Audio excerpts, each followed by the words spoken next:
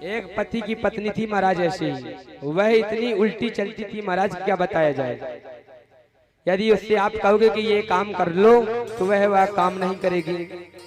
उसके घर में कुछ 2 4 10 मित्र आ गए। उसने जोर से कहा, तेरी देवी सुन रही हो, मेरे बहुत परम मित्र आ रहे हैं, आज तुम अपने घर में अच्छा अच्छा भोजन बना लेना।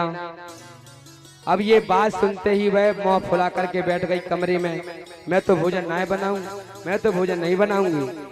वो बैठ गई। तब उसको मालूम पड़ा कि मेरी पत्नी तो उल्टी चलती है, इससे कहूंगा भोजन बनाने को तो ये भोजन बनाएगी ही नहीं।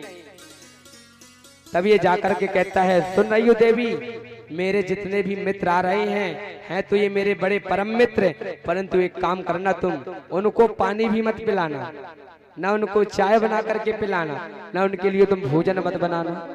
अब पत्नी उल्टी चलती थी ना, दौड़ती दौड़ती गई, कह रही जैसे मित्र आएंगे तुम्हारे वैसे मैं चाय बनाऊंगी, वैसे मैं उनको पानी पिलाऊंगी बढ़िया ठंडा ठंडा, बढ़िया पकवान वाले बढ़िया भोजन भी बनाऊंगी।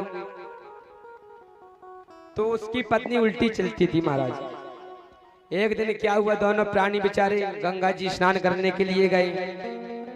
वो पंडित जी तो जाकर के स्नान कर लिए, और जैसे ही पत्नी स्नान करने के लिए गई, वैसे पति देव से गलती से निकल गया, यारी देवी पानी के ज्यादा गहरे पर मत जाना, नहीं तो तू डूब जाएगी। अब उल्टी चलती थी ना, जैसे पति देव ने मना किया, ये तो कहती मैं तो गहरे में ही जाऊंगी। वो जा करके गहरे में पहुंच गई, वो जा करके डूब गई।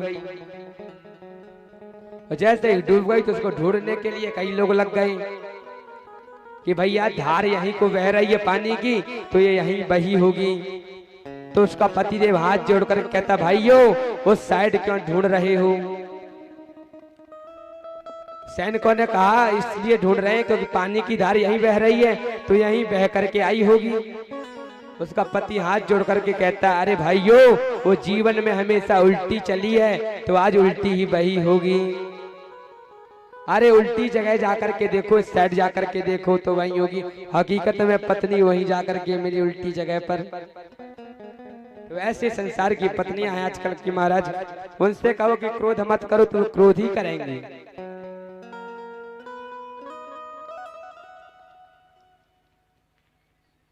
भगवान ने पतिव्रता नारी का धर्म बतलाया गोपिकाओं को। देखो देवी पति कैसे भी परिस्थिति पे जीवन गुजारे, पत्नी का यह धर्म बनता है कि अपने पति का साथ जीवन में कभी ना छोड़े।